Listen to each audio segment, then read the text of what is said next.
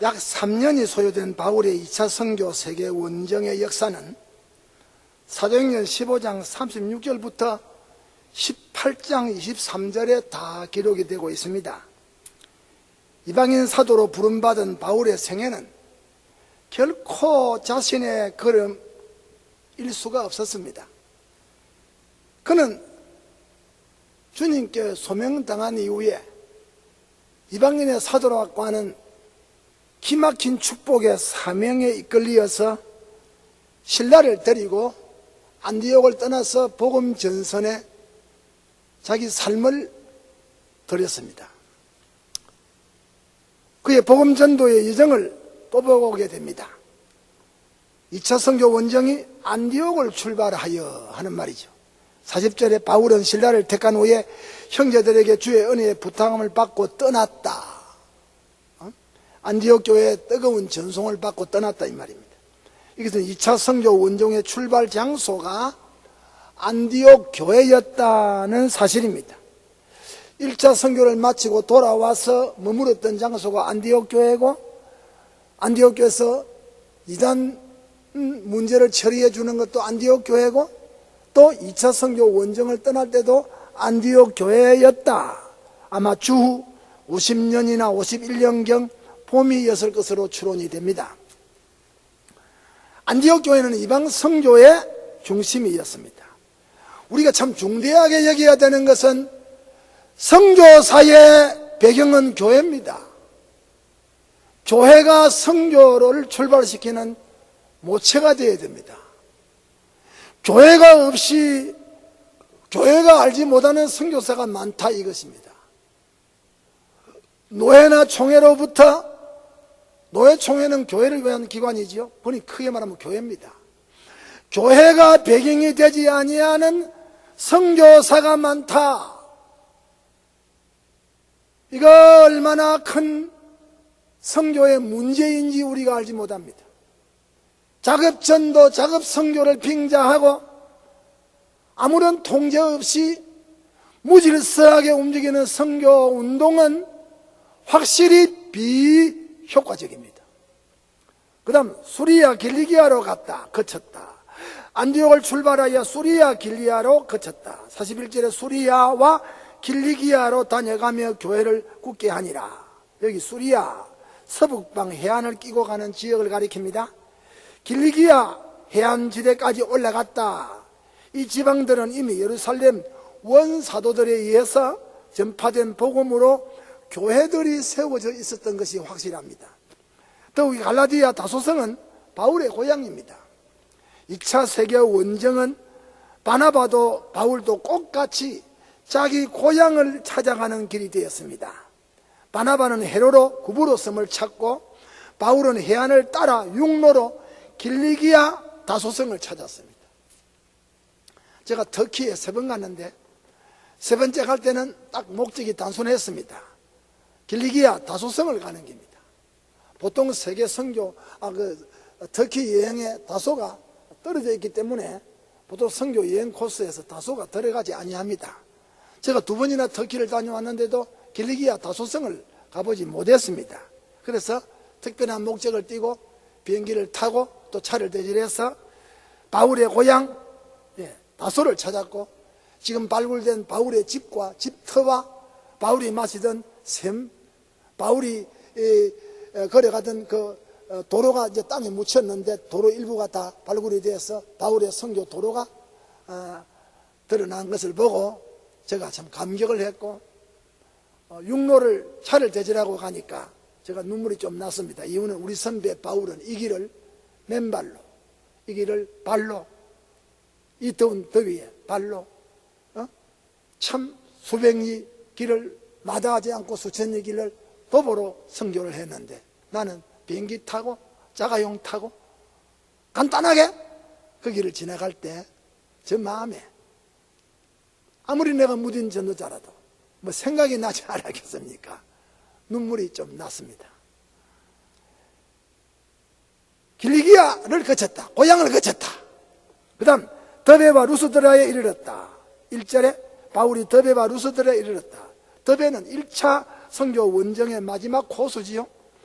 그곳에서 많은 제자들을 얻는 재미를 보았지요. 사도행전 14장에. 그 다음에 루스드라에 갔다. 루스드라는 바울의 1차 선교 원정 시엔 나면서부터 안진뱅이 된 자를 일으키는 기적이 일어났던 장소입니다. 그 일 때문에 바울과 바나바가 허스와 흠에와 소스의 신으로 둔갑 대접을 받는 그런 위험천만의 지경에 이르렀던 장소지요. 그런 복음의 기적이 일어나는 낭만이 있었던 장소였던가 하면, 반면에 안디옥과 이고니온으로부터 온 유대인들이 작당을 하여 이 루스드라에서 바울을 돌로 쳤습니다. 돌을 맞고 죽었습니다. 저들이 죽은 바울의 시체를 성 밖으로 내던지고 말았습니다. 그런 위기를 맞이한 장소인데 하나님의 기적으로 죽을 줄 알았던 바울이 살아났습니다. 어쨌든 생사의 추억이 얽혀 있는 그런 루스드라였습니다. 그 다음에 여러 성으로 다녔다. 본문에 16장 4절에 여러 성으로 다녀갈세. 이 말이 그렇지요. 여러 성으로 다녀갈세. 도보로, 그 더위에 아스팔트도 아닌 모래밭길을 상상해 보세요. 먼지를 마시고 여러 성으로 다녀갈세. 저는 좀 갔다 왔기 때문에 마음이 좀, 이런 성경을 보면 마음이 좀 그래 뭉클합니다. 이것은 바울이 제1차 선교 원정 때 파종해 놓았던 이고니온, 비시디아, 안디옥 등의 지역을 말합니다.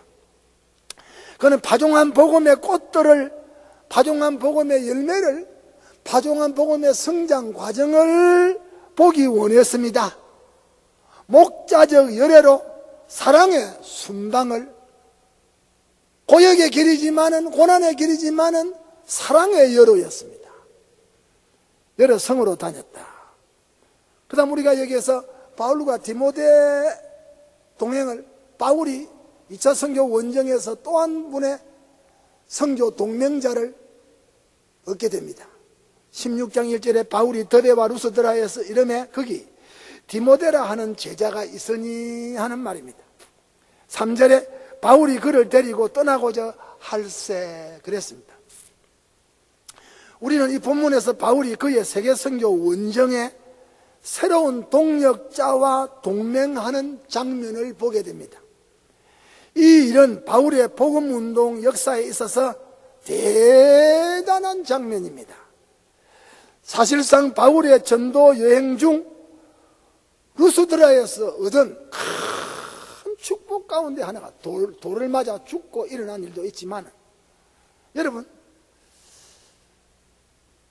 흠에 와서서 신으로 잘못된 신으로 둔갑을 당하는 그런 괴로움도 있었지만 디모데를 동역자로 얻었다.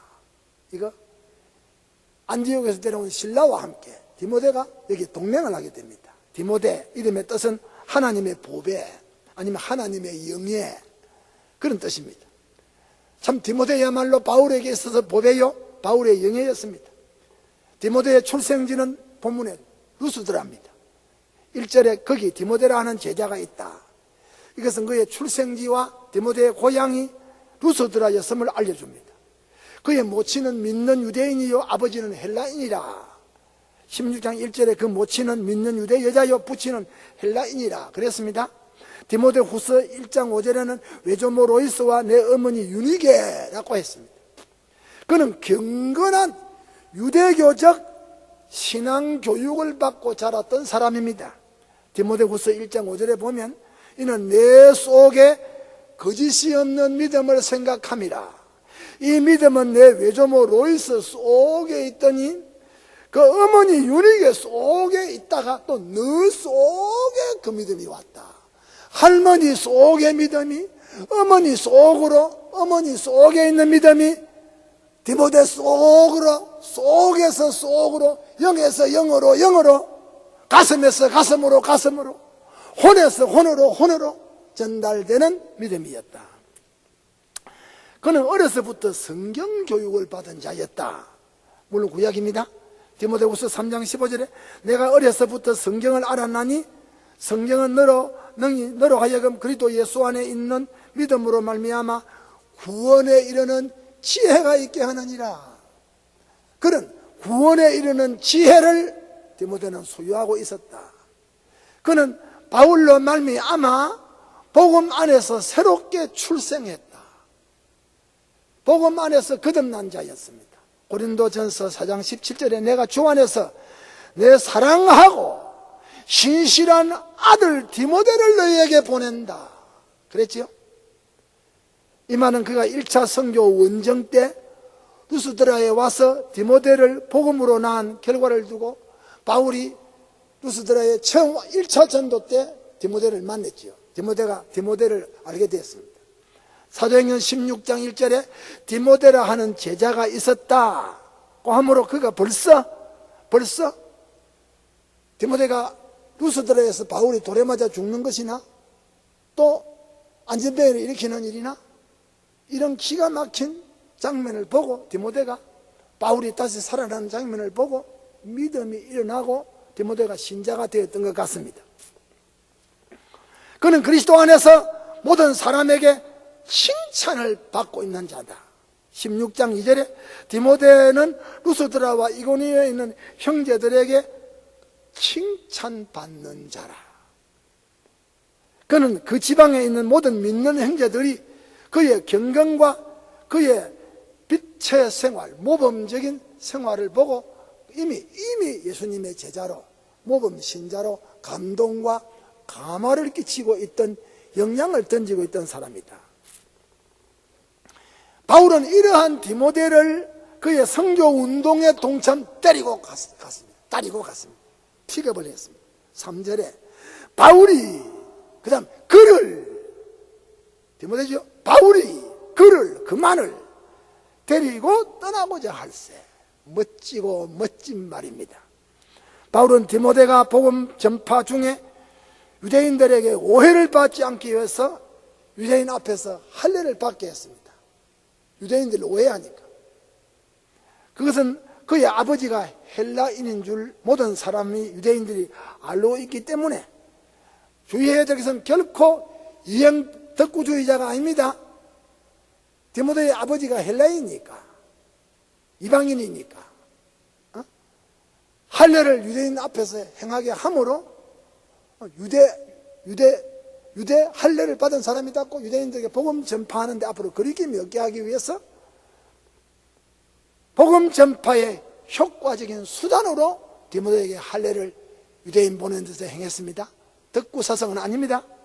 그보다 더 큰 일은 바울이 디모데를 장로에 해서 안수했다. 디모데전서 4장에 나오는 14절이 우리 목사들이 지금 우리가 교파가 이렇게 많은데 제일 초대교회는 장로의회입니다. 장로의회에서 디모데가 안수받았다. 지금 있는 여러 교파들은 종교개혁 이후의 산물이죠. 시간 없으니까. 장로회는 초대교회에 디모데가 안수받았던 공회가 장로의회에서 안수받았다. 그 후에 디모데는 복음 선교의 동지가 되어서 소아시아 여러 지방, 마게도니아 지방, 로마 등지에서 바울과 동맹, 동사, 공생했습니다. 나중에 바울과 함께 로마와 여러 등지에 오게 갇히기도 하고 또 석방되기도 하고 나중에 바울의 후임으로 에베소 교회를 담임하게 되는 그런 정말 알찬 예수님의 제자요 바울의 제자였습니다. 이렇게 디모데는 바탕이 좋은 자였습니다. 어렸을 때부터 외조모 로이스와 어머니 유니게 속에 있던 경건과 말씀의 교육으로 그 인격이 이미 다듬어진 자입니다. 게다가 그 위대한 복음의 종 바울을 루스드라에서 만나서 크리스티아노스, 그리스도인이 되었습니다. 그는 바울이 설교하는 도중에 안전뱅이가 일어나는 기적을 보았습니다. 바울과 바나바를 신격화할 때, 험해와 스스로 신격화할 때 만류하면서 우리도 너희와 같은 사람이라고 외치는 바른 인간, 바른 신관, 바른 자연관을 가르쳐주던 바울의 위대한 설교를 들었던 자입니다. 그로 인하여 돌에 맞아 죽어버린, 그 설교하다가 돌에 맞아 죽어버린 바울이 성 밖으로 시체로 내동댕이 침을 당했는데, 사람들이 그의 시체를 보러 가는 도중에 바울이 뻘떡 일어나서 털털 털고, 여러분, 다시 복음을 전하러 성으로 들어가던 그 기가 막힌 불굴의 용사 바울의 모습을 디모데가 본 자입니다. 그리고 바울이 주의 능력으로 뻘떡 일어나는 모습도 보았습니다. 성령께서 디모데의 마음에 복음운동에 대한 열정, 복음운동에 대한 공감, 복음운동에 대한 사명감을 하나님이 그에게 주었던 것입니다. 그로부터 수년이 지난 후 바울이 다시 루스드라에 두 번째 왔을 때 그는 이미 청년이 되어 있었습니다. 독실한 기독 청년으로 모든 그 지역의 사람들에게 아주 아낌없는 칭찬을 받고 있을 때입니다. 바울은 이제 그를 주의 나라의 일꾼으로 쓰고 싶었습니다. 바울은 그에게 이것을 내 따라가겠느냐고 아마 제의했을 것입니다. 디모데는 쾌히 승낙했을 것입니다. 극적인 장면입니다. 그때부터 저들은 영적으로 바울은 그의 아버지가 되고 디모데는 그의 믿음의 아들이 되었습니다.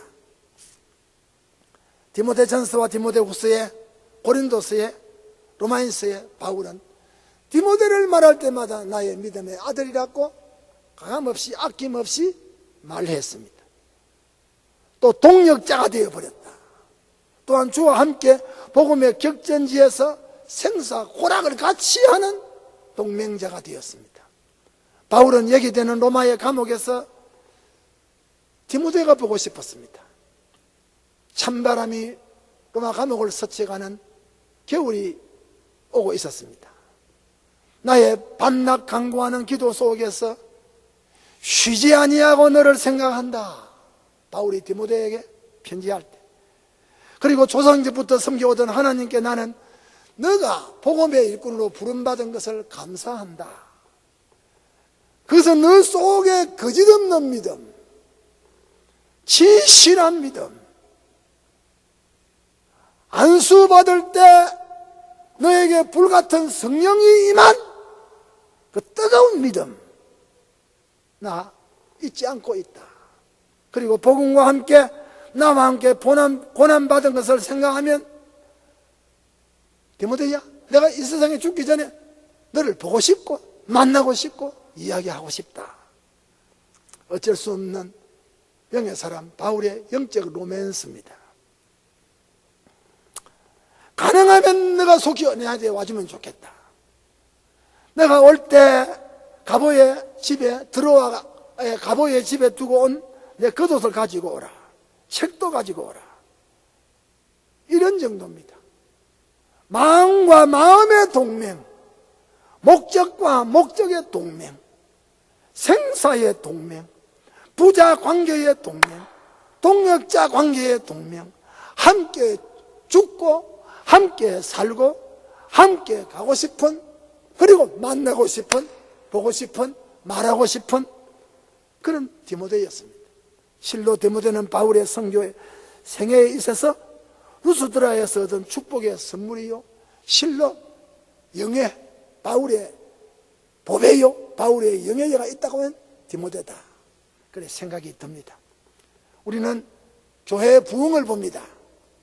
사도행전 16장 4절로 5절에 여러 성으로 건너갈 때 예루살렘에 있는 사도와 장로들의 작정한 규례를 저희에게 지키게 하고, 여러 선교지에 여러 교회가 믿음이 굳어지고 수가 날마다 더했다.